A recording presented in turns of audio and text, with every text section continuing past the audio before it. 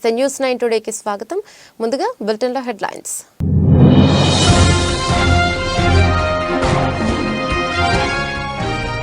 పన్నుల విధానం యథాతథం, 7 లక్షల లోపు ఆదాయంపై నో ట్యాక్స్.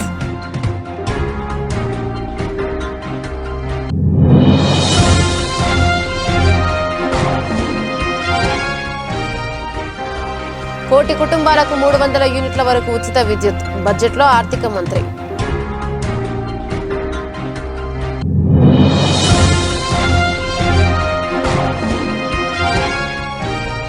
ఏపీకి ఓడిఓపీలో అవార్డుల పంట, హర్షం వ్యక్తం చేసిన సీఎం జగన్.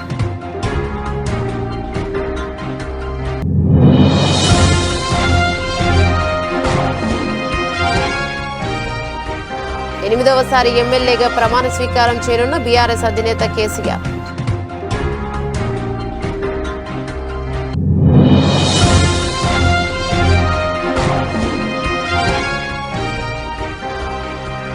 రెండో టెస్టుకు ముందే ఇంగ్లాండ్కు షాక్, గాయంతో స్టార్ స్పిన్నర్ దూరం.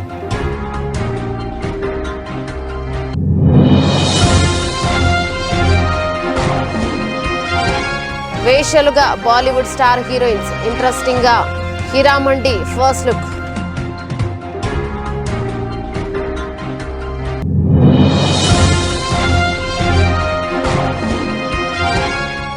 స్వల్ప నష్టాల్లో స్టాక్ మార్కెట్లు, కుంపముంచిన Paytm.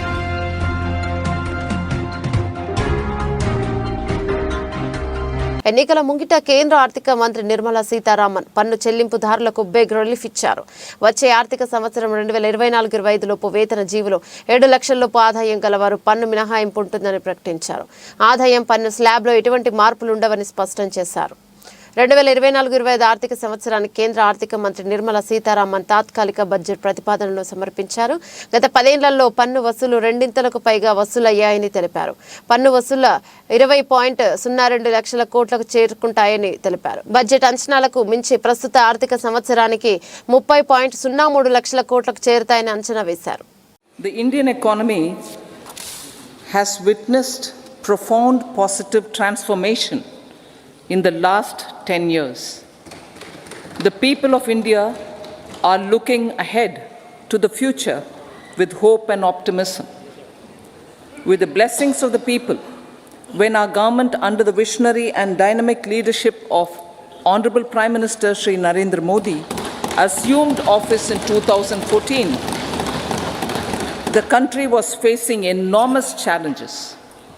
With Sabka Saath, Sabka Vikas as its mantra, the government overcame those challenges in right earnest. Structural reforms were undertaken. Pro-people programs were formulated and implemented promptly. Conditions were created for more opportunities for employment and entrepreneurship. The economy got a new vigor. The fruits of development started reaching the people at scale. The country got a new sense of purpose and hope. Naturally, the people blessed the government with a bigger mandate. In the second term, our government under the leadership of Honorable Prime Minister doubled down on its responsibilities to build a prosperous country with comprehensive development of all people and all regions. Our government strengthened its mantra to Sabka Saath, Sabka Vikas and Sabka Vishwas. Our development philosophy covered all elements of inclusivity, namely social inclusivity through coverage of all strata of the society and geographical inclusivity through development of all regions of the country.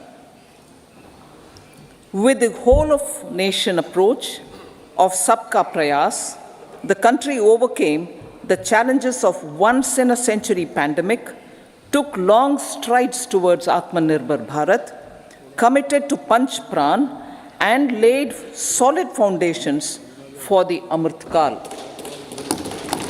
As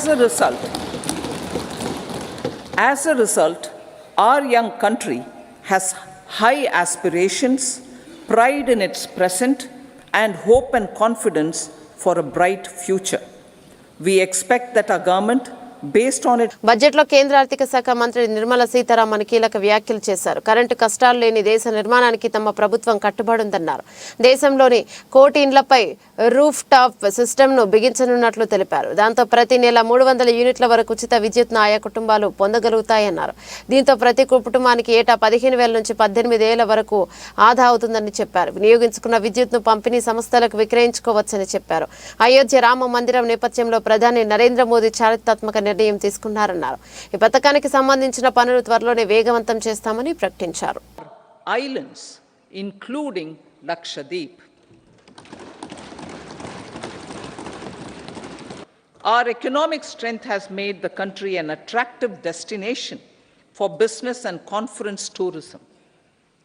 Our middle class also now aspires to travel and explore. Tourism, including spiritual tourism, has tremendous opportunities for local entrepreneurship. States will be encouraged to take up comprehensive development of iconic tourist centers, branding and marketing them at global scale. A framework for rating of the centers based on quality of facilities and services will be established. Long-term interest-free loans will be provided to states for financing such development on matching basis. To address the emerging fervor for domestic tourism, Honorable Speaker, sir, projects for port connectivity, tourism infrastructure, and amenities will be taken up on our islands, including Lakshadweep. This will help in generating employment also. Promoting investments. The FDI inflow during 2014 to 23 was $596 billion, marking a golden era. That is twice the inflow during 2005 to 14.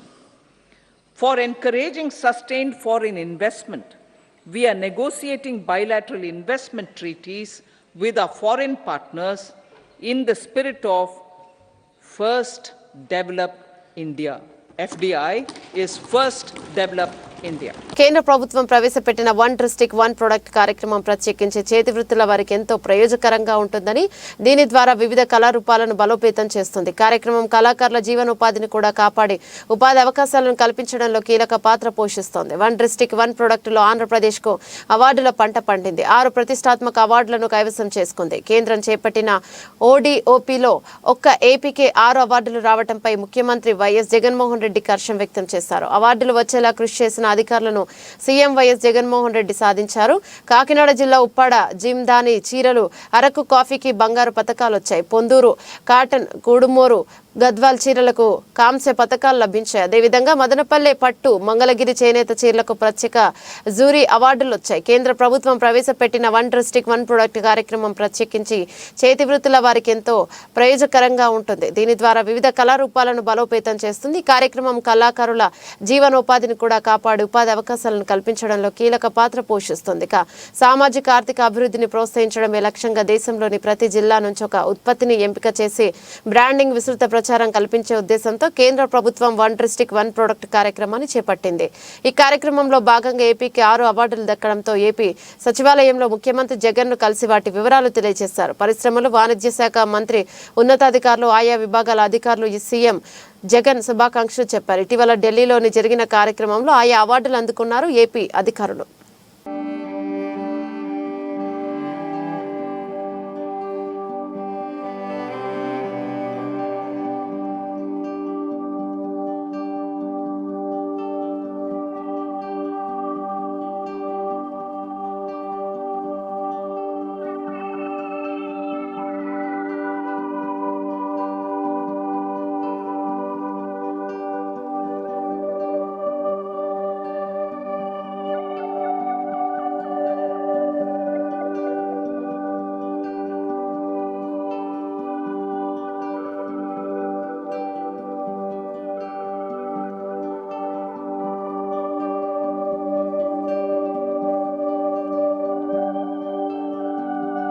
మాజీ ముఖ్యమంత్రి BRS అధినేత కేసీఆర్ ఇవాళ ఎమ్మెల్యేగా ప్రమాణ స్వీకారం చేయనున్నారు. రాష్ట్ర రాజకీయాల సుదీర్ఘ అనుభవం ఉన్న నేతగా కేసీఆర్ 8వసారి ప్రమాణం చేయనున్నారు.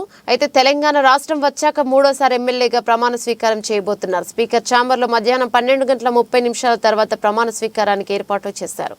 అసెంబ్లీ ఎన్నికల ఫలితాల అనంతరం కాంగ్రెస్ ప్రభుత్వం ఏర్పడింది. ఆ వెంటనే ప్రమాదవశాత్తు కేసీఆర్ గాయపడడంతో ఎమ్మెల్యే ప్రమాణ స్వీకారం చేయలేదు. తుంటి ఎముక మార్పిడి శస్త్రచికిత్స అనంతరం వారు 6 నుంచి 8 వారాలు విశ్రాంతి తీసుకోవాలని వైద్యులు సూచించారు. దీంతో ఆయన 2 నెలల పాటు గజ్వేల్ వ్యవసాయ క్షేత్రంలో విశ్రాంతి తీసుకుంటున్నారు. ఇప్పుడిప్పుడు కర్ర సాయంతో వైద్యుల పర్యవేక్షణలో నెమ్మదిగా నడుస్తున్నారు. దీంతో ఎమ్మెల్యేగా ప్రమాణం చేయాలని కేసీఆర్ నిర్ణయం తీసుకున్నారు. ఇవాళ మధ్యాహ్నం 12 గంటలకు కేసీఆర్ అసెంబ్లీకి చేరుకుంటారు. అసెంబ్లీ ఆవరణలో శాసనసభాపక్ష నేతగా ఆయనకు కేటాయించిన ఛాంబర్లో కేసీఆర్ ముందుగా పూజలు చేస్తారు. 12:30 ప్రతిపక్ష నేతగా పూజలు చేస్తారు. ఆ తర్వాత స్పీకర్ గడ్డం ప్రసాద్ ఛాంబర్లో మధ్యాహ్నం 12:40 కేసీఆర్ శాసనసభ్యుడిగా ప్రమాణ స్వీకారం చేస్తారు.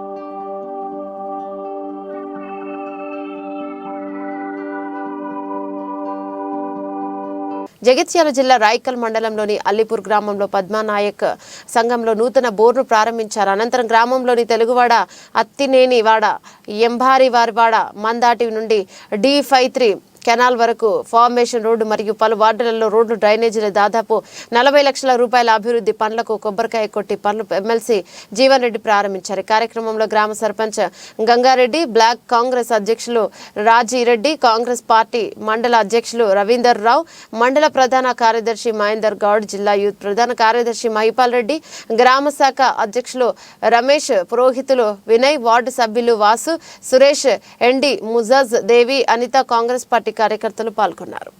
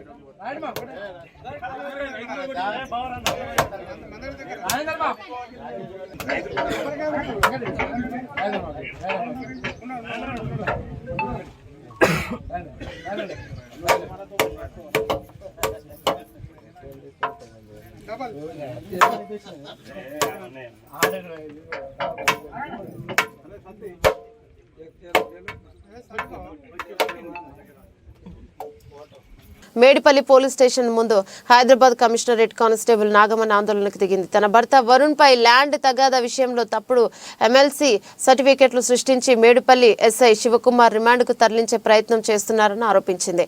ఎస్ఐ శివకుమార్ పై గతంలో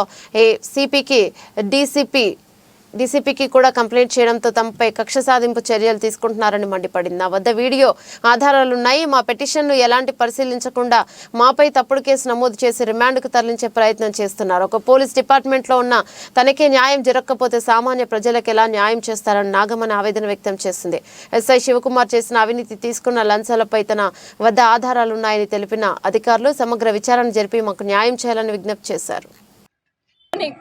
కక్ష కట్టి ఎస్ఎస్ శివకుమార్ చేస్తున్న రిమాండ్ ఇది కానీ అన్యాయం జరిగిందంటే నాకు అన్యాయం జరిగితే ఏ కామన్ పీపుల్ కు న్యాయం జరగదు. ఇది అంటే ఎస్హెచ్ఓ దృష్టికి పోలే మేడం. ఎస్హెచ్ఓ ఇప్పుడు మాట్లాడారు సార్, మొన్న సైదుల సార్ అని ఆయన వచ్చినారు, ఇప్పుడు ఇంకొక సార్ వచ్చినారు. ఆయన కూడా ఈ కేసు నేను గత 8 నెలల జూలై నుంచి నేను పిఎస్ చుట్టూ తిరగడం జరిగింది. నా ఇల్లు కబ్జా జరిగింది సార్, ఫోర్జరీ జరిగిందని తిరుగుతూనే ఉన్నాను. వాళ్లకు అక్యూజ్ లకు శివకుమార్ డబ్బులు తిని వాళ్ళకి ఫేవర్ చేస్తున్నారు. వాళ్ళకి యాంటిసిపేటరీ బెయిల్ ఇప్పించిన, స్టే ఆర్డర్ చేసిన, అది అట్లాగే పక్కన పెట్టిన. ఆ ఫైల్ ఇప్పటి వరకు ఏం జరిగింది, ఇటువంటి ఇన్ఫర్మేషన్ మాకు చెప్పడు. మాత్రం ఎఫ్ఐఆర్ చేసినారు. ఎందుకు, ఎక్కడ ఏం జరిగింది నేను క్లియర్ గా చెప్పినాను. సీసీ ఫుటేజ్ ఉందని తీసుకోవడం, ఆయన పరిశీలించడం జరిగింది. ఇప్పుడు ఆ సీసీ ఫుటేజ్ ఎక్కడ ఉంది? నేను అది అడిగిన తర్వాత కూడా వీడియోలో ఇష్టం వచ్చినట్టు చేసుకోపని మాట్లాడడం జరిగింది ఎస్ఎస్ శివకుమార్ గారు. ఆ రోజు 3rd తారీఖు మా అమ్మగారు వచ్చి పిఎస్కి వచ్చినారు అన్నారు కదా, తీయండి ఆ వీడియో తీయండి. నా దగ్గర కూడా సీసీ ఫుటేజ్ ఉంది, నేను కూడా తీస్తాను. ఇప్పుడు అన్యాయంగా నేను నా హస్బెండ్ కట్టెలు తీసుకొని కొట్టినామని చెప్పేసి ఫేక్ ఎమ్మెల్సీ సర్టిఫికేట్ పెట్టి మమ్మల్ని రిమాండ్ చేయాలని చూస్తున్నారు. ఇది కేవలం ఎస్ఐ శివకుమార్ దౌర్జన్యం, కక్ష, పాత కక్ష. అంటే మీరు చెప్పినా ఏమంటుంది శివకుమార్? మమ్మల్ని ఇప్పటి వరకు పిలిచి మాట్లాడలేదు సార్. ఆ రోజు ఎఫ్ఐఆర్ కంటెంట్లో మీ అమ్మగారిని మీరు కొట్టారా, మీ అమ్మగారేనా, మీరు కూతురేనా, మీరు అల్లుడేనా, ఒక్క మాట ఇప్పటివరకు ఎస్ఐ శివకుమార్ నాతో మాట్లాడలేదు. ఏకపక్షంగా లాస్ట్ టైం కేసులో, ఫోర్జరీ కేసులో కూడా ఏకపక్షమే పోయింది. అక్కడ అక్యూజ్డ్ వాడు, ఇక్కడ అక్యూజ్ నేను. ఇక్కడ కూడా మినిమం ఎంక్వైరీ, ప్రిలిమినరీ ఎంక్వైరీ అంటారు సార్, అది కూడా జరగలేదు. ఎవరు ట్రైనింగ్ ఇచ్చినారు? ఆయన చదువుకోలేదా? మినిమం నేను ఒక WPCని నాకున్న నాలెడ్జ్ ఆయనకు లేదా? సరే ఎంక్వైరీ చేసినావు, నువ్వు ఏ బేసిస్ మీద? ఆయననే కొట్టినా, నేను కొట్టినా, ఇద్దరం కొట్టినప్పుడు ఆయనను మాత్రం మెడికల్ ఎగ్జామినేషన్కి ఎట్లా పంపించినావు? నన్ను కూడా పంపించాలి కదా. ఏం జరిగింది? ఇదంతా అన్యాయంగా నడుస్తుంది పోలీస్ స్టేషన్లో మొత్తం.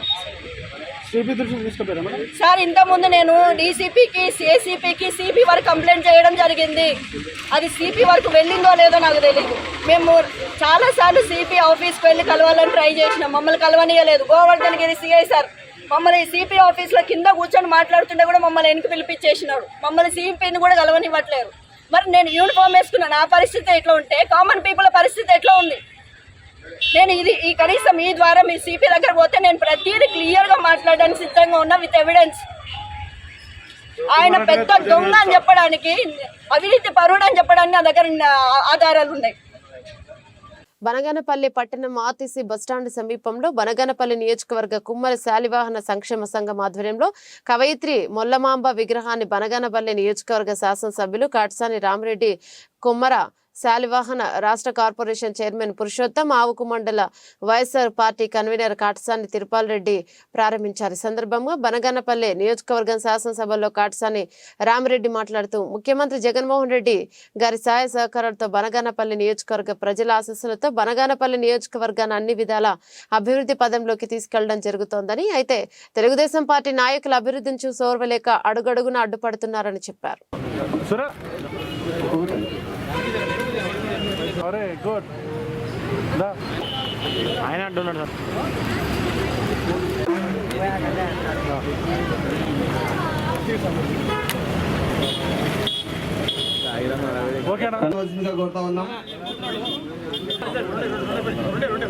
దాదాపు 1440లో ఈ యొక్క కవయిత్రి మొల్లమాంబ గారు జన్మించి మరి 1530లో ఆమె మరణించడం జరిగింది. మరి ఆ సమయంలో అంటే ఆనాడు మహిళలు కూడా ఎవరు కూడా బయటికి వచ్చే పరిస్థితులు లేవు. అటువంటి పరిస్థితుల్లో కూడా మరి సంస్కృతంలో ఉన్నటువంటి రామాయణాన్ని తెలుగులో అనువదించి ఈరోజు మనమంతా కూడా ఈ యొక్క రామాయణాన్ని ఆ యొక్క అనువదించినటువంటి పుస్తకాలు మనం చదువుకుంటా ఉన్నాము, చూస్తూ ఉన్నాము, వింటా ఉన్నాము. అంటే ఆనాడు మన యొక్క కవయిత్రి మొల్లమాంబ గారు రచించినటువంటి ఈ రామాయణం, అనువదించినటువంటి రామాయణాన్ని ఈ రోజు వరకు కూడా మనం గుర్తుపెట్టుకున్నామనే విషయాన్ని కూడా తెలియజేస్తూ ఉన్నాం. అదేవిధంగా ఆనాడు అంటే దాదాపు 500 సంవత్సరాల క్రితం ఆ రోజుల్లో మహిళలు ఎవరు కూడా బయటకు వచ్చేవాళ్ళు కాదు. ఎందుకంటే ఎవరైనా ఒక భర్త చనిపోతే ఆ భర్తతో పాటు భార్యను కూడా మంటలు వేసి కాల్చే పరిస్థితులు ఆనాడు చూసాం.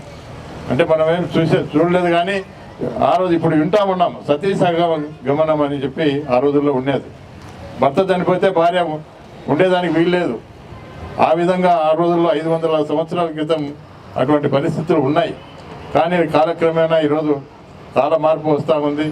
ఈరోజు చౌటుప్పల్ మండలం కాట్రేవు గ్రామంలో మల్లారెడ్డిగూడెం కాట్రేవు గ్రామాల మధ్య ఒక్కొక్కటి 18 లక్షల వ్యయంతో నూతనంగా నిర్మించిన హై లెవెల్ వంతెనను ప్రారంభించారు గౌరవ మునుగోడు శాసనసభ్యులు కోమటిరెడ్డి రాజగోపాల్ రెడ్డి.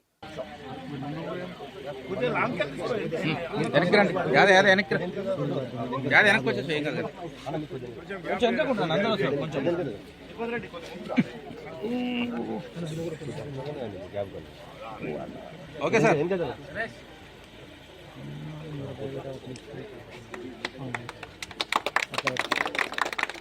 అన్న ఓకే, ఇక్కడ చూడండి.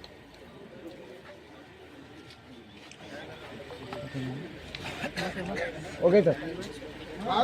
నాగర్ కర్నూలు పార్లమెంటు స్థానానికి కాంగ్రెస్ అభ్యర్థిగా ఢిల్లీలో తెలంగాణ ప్రభుత్వ ప్రత్యేక ప్రతినిధి డాక్టర్ మల్లు రవి తరపున ఆయన తనయుడు మల్లు సిద్ధార్థ్ బుధవారం గాంధీ భవన్ లో దరఖాస్తును సమర్పించారు.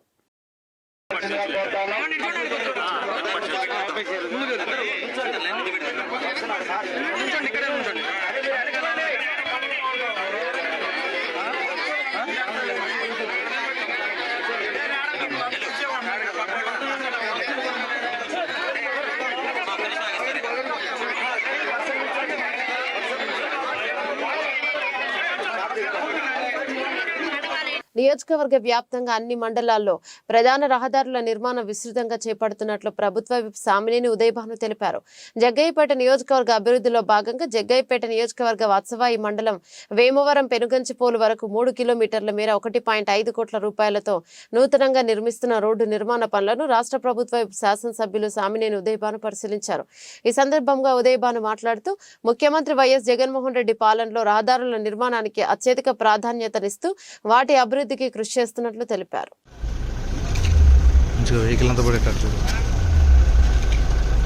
Okay sir. సరే sir.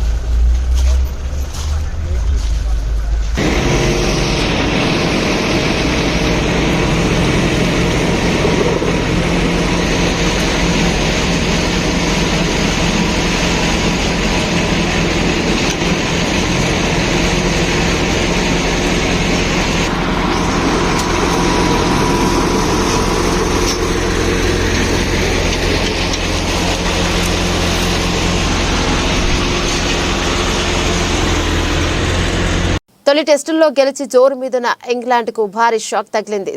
Star spinner Jack Leach Vizag టెస్టుకు దూరమయ్యాడు. మోకాలి గాయంతో బాధపడుతున్న లీచ్ రెండో టెస్టులో ఆడడం లేదని గురువారం కెప్టెన్ బెన్ స్టోక్స్ వెల్లడించారు. విశాఖపట్నం టెస్టు సెలక్షన్ కు లీచ్ అందుబాటులో లేడు. గాయం కారణంగా అతడి మోకాల్లో రక్తం గడ్డకట్టింది. లీచ్ ను వైద్యులు పర్యవేక్షిస్తున్నారని స్టోక్స్ తెలిపాడు. లీచ్ గాయం మరింత పెద్దది కాదని భావిస్తున్నా త్వరలోనే అతడు మళ్లీ జట్టుతో కలుస్తాడని స్టోక్స్ తెలిపాడు.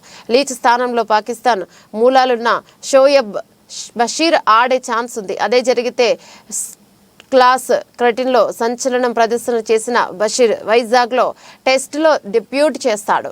ఉప్పల్ స్టేడియంలో జరిగిన తొలి టెస్టుల్లో ఫీల్డింగ్ చేస్తుండగా లీచ్ గాయపడ్డాడు. రెండో ఇన్నింగ్స్లో అతి కష్టంగా క్రీజుల్లోకి వచ్చాడు. లీచ్ 2 ఇన్నింగ్స్లో కేవలం 2 వికెట్లు తీశాడంతే.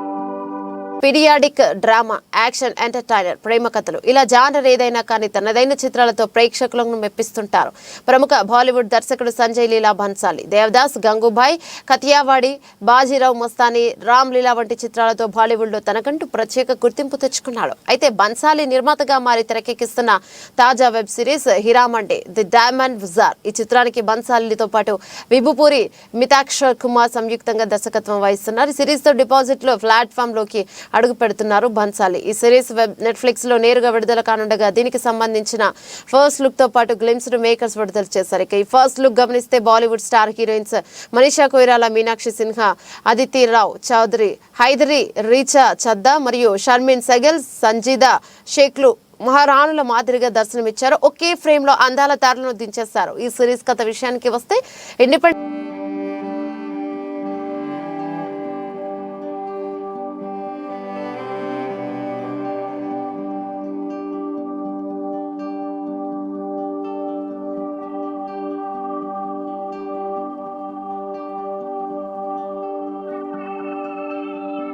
గురువారం స్టాక్ మార్కెట్లు స్వల్ప నష్టాల్లో ప్రారంభమయ్యాయి. ఉదయం 9:20 బీఎస్ఈ సెన్సెక్స్ 50 పాయింట్లు నష్టపోయి 71,701 వద్ద ట్రేడ్ అవుతోంది.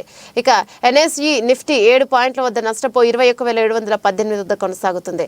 బీఎస్ఈ 30 ఇండెక్స్ లో మారుతి పవర్ గ్రిడ్, M&M మరియు ఎన్టీపీసీ, టాటా మోటార్స్, ఐటీసీ, టీసీఎస్ఐ మరియు టాటా స్టీల్, ఇండస్ఇండ్ బ్యాంక్, అల్ట్రాటెక్ సిమెంట్ మరియు ఇన్ఫోసిస్, హెచ్ఏఎల్ టెక్, రిలయన్స్, హిందుస్థాన్ యూనిలివర్ మరియు సన్ ఫార్మా, HDFC బ్యాంక్ మరియు లాభాల్లో కొనసాగుతున్నాయి. నెస్లే ఇండియా, ఏషియన్ పెయింట్స్, కోటక్ మహీంద్రా బ్యాంక్, యాక్సిస్ బ్యాంక్, భారతి ఎయిర్టెల్ మరియు Titan, JSW Steel, ICICI Bank, Wipro, L&T నష్టాల్లో కొనసాగుతున్నాయి. కాసేపట్లో బడ్జెట్ ప్రవేశపెట్టనున్న నేపథ్యంలో స్టాక్ మార్కెట్ల పనితీరు ఉండే అవకాశం ఉంది. మరోవైపు పేటీఎం షేర్ల గురువారం భారీగా పడిపోయాయి. గురువారం పేటీఎం షేర్ ప్రైస్ దాదాపు 20% పడిపోయింది. 152 పడిపోయి 609 వద్ద ట్రేడ్ అవుతుంది. మార్చి 1, 2024 నుంచి పేటీఎం డిపాజిట్లు స్వీకరించొద్దని RBI ఆదేశించింది. దీంతో పేటీఎం షేర్లు భారీగా పడిపోయాయి. పేటీఎం ఐపీగా వచ్చిన నుంచి భారీ పెట్టుబడిదారులకు భారీ నష్టాలను మిగిల్చింది.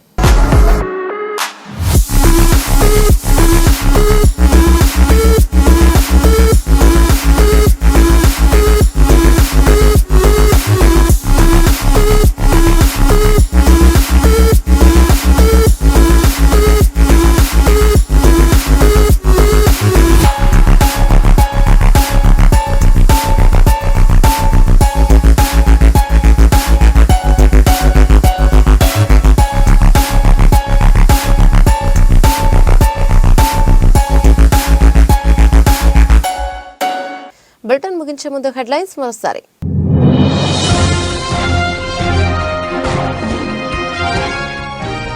పన్నుల విధానం యథాతథం, 7 లక్షల లోపు ఆదాయంపై నో ట్యాక్స్.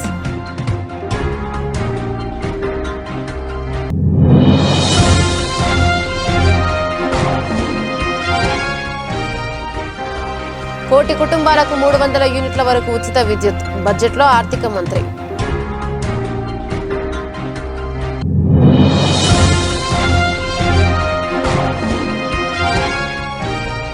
ఏపీకి ODOPలో అవార్డుల పంట, హర్షం వ్యక్తం చేసిన సీఎం జగన్.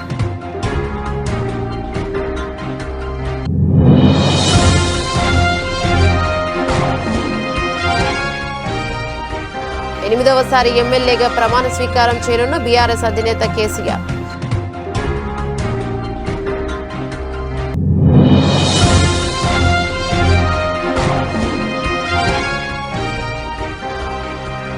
రెండో టెస్టుకు ముందే ఇంగ్లాండ్కి షాక్, గాయంతో స్టార్ స్పిన్నర్ దూరం.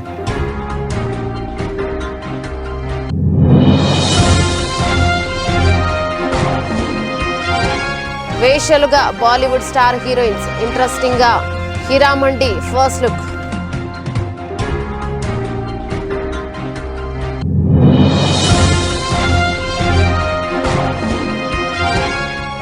స్వల్ప నష్టాల్లో స్టాక్ మార్కెట్లో కుప్పముంచిన పేటీఎం.